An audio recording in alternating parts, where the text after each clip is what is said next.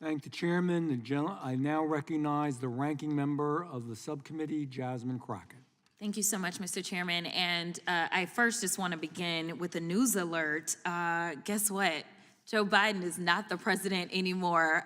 So maybe we can move on. Maybe we can move into the present, because it seems like we are living in the past. And listen, these are not the good old days, you know, like you used to sit around and your grandparents would talk to you about what used to happen.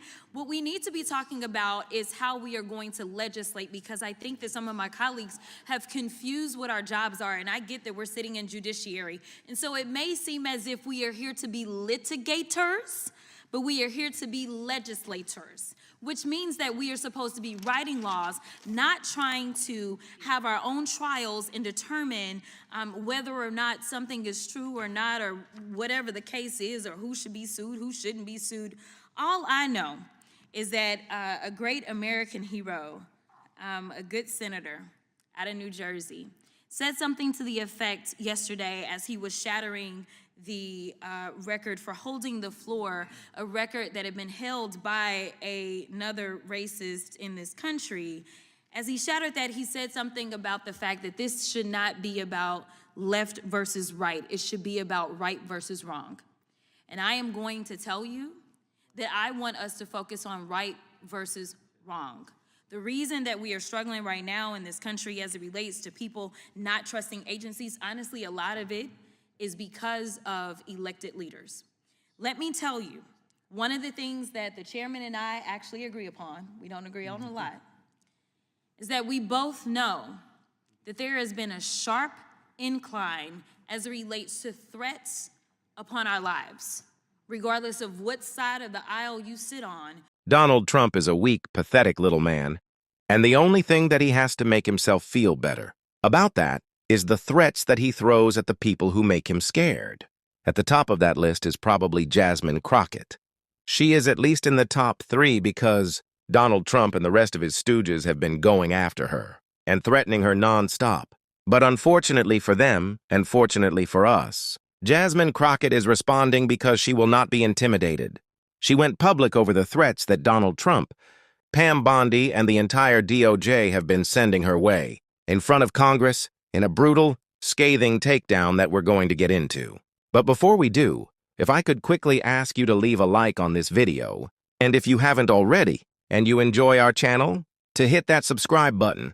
It goes a long way, and it really does mean a lot to me. Now, before, of course, we can get into Jasmine Crockett, we unfortunately have to hear from the Barbie at the DOJ, the bad Barbie at the DOJ who started it all. That's Pam Bondi. Not coming off these charges. We are looking at everything, especially if this is a concerted effort. This is domestic terrorism. And Maria, now you have this Congresswoman Crockett who is calling for attacks on Elon Musk on her birthday. Let's take him out on my birthday, she says. And yet she turns and says, oh, I'm not calling for violence. Well, she is an elected public official. And so she needs to tread very carefully, because nothing will happen to Elon Musk, and we're going to fight to protect all of the Tesla owners throughout this country, and it's this basic safety. Once again, domestic terrorism is going to come to a stop in our country. Just ridiculous that this is the head of the Department of Justice. This is our Attorney General, someone who is just blatantly doing whatever Donald Trump wants, does not care about our laws, does not care about our institutions, does not care about justice. Clearly that haircut isn't doing her any justice. By the way, but that is a different point. The real point is what Jasmine Crockett made in Congress. Today, a brutal call-out. Let's take a look. Thank the chairman. I now recognize the ranking member of the subcommittee, Jasmine Crockett. Thank you so much, Mr. Chairman. And I first just want to begin with a news alert. Guess what? Joe Biden is not the president anymore. So maybe we can move on. Maybe we can move into the present, because it seems like we are living in the past. And listen, these are not the good old days, you know, like you used to sit around and your grandparents would talk to you about what used to happen. What we need to be talking about is how we are going to legislate, because I think that some of my colleagues have confused what our jobs are. And I get that we're sitting in judiciary. And so it may seem as if we are here to be litigators, but we are here to be legislators, which means that we are supposed to be writing laws, not trying to have our own trials and determine whether or not something is true or not, or whatever the case is, or who should be sued, who shouldn't be sued. All I know is that a great American hero, a good senator out of New Jersey, said something to the effect yesterday as he was shattering the record for holding the floor, a record that had been held by another racist in this country. As he shattered that, he said something about the fact that this should not be about left versus right. It should be about right versus wrong. And I am going to tell you that I want us to focus on right versus wrong. The reason that we are struggling right now in this country as it relates to people not trusting agencies, honestly, a lot of it is because of elected leaders. Let me tell you, one of the things that the chairman and I actually agree upon, we don't agree on a lot, is that we both know that there has been a sharp incline as it relates to threats upon our lives.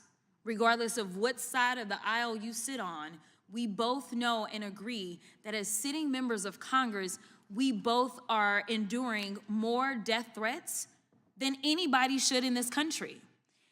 And I believe that it is because of the divisive rhetoric and it is because of the selective enforcement of things. And so when we have, and I'm gonna be clear, because I had remarks and I'm going a whole other way. To have the sitting Attorney General go on, and I'm gonna call it faux news. I know some of y'all love it, but it's fake to me.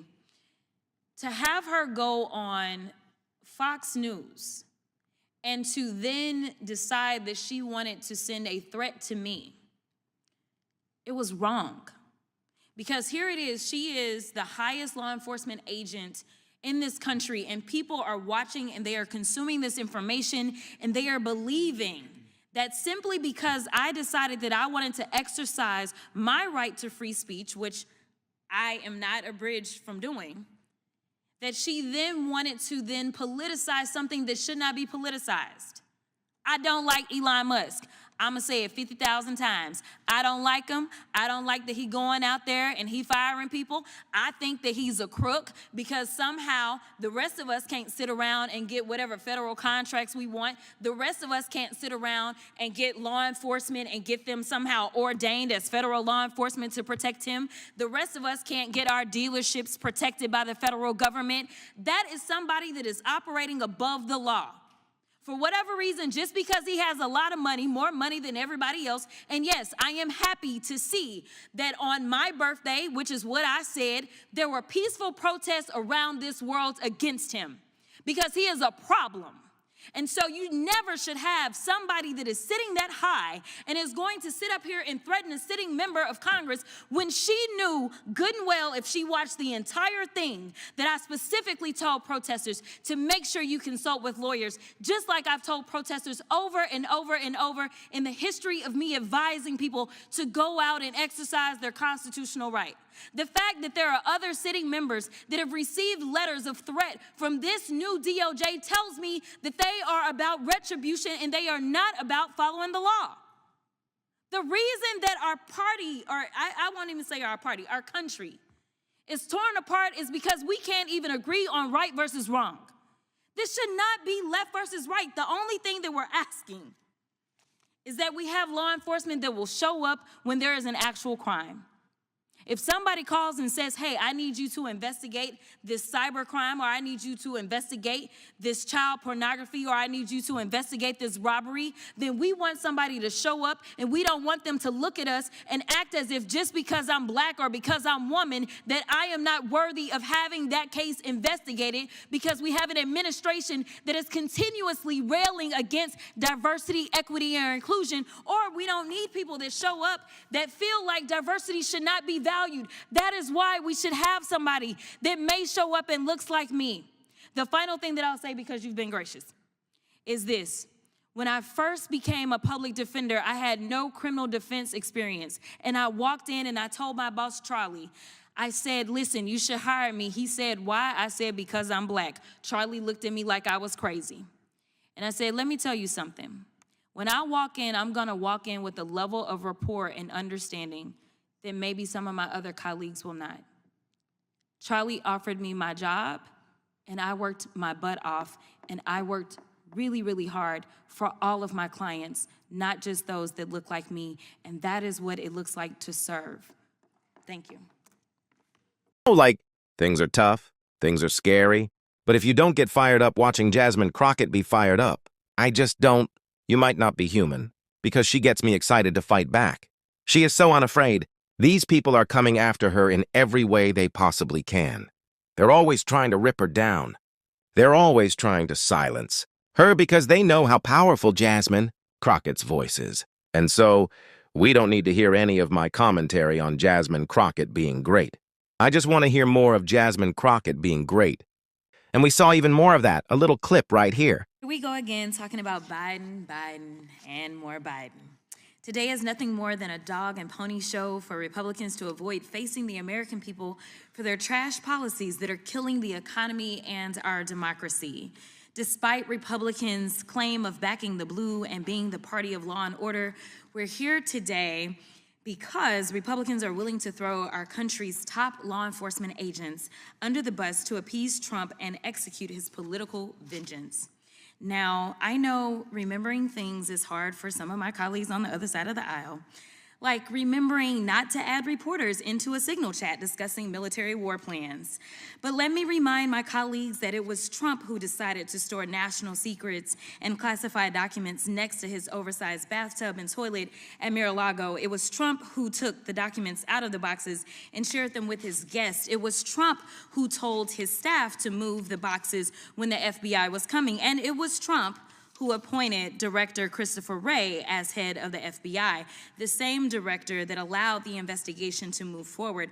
As much as Trump and Republicans hate to accept it, we are still a country with laws. And when you break them, there are consequences. Now, make no mistake, we should all be concerned about the FBI. But my concerns as ranking member of this subcommittee, as a member of Congress, and as an attorney, as well as a citizen, are based on things called facts.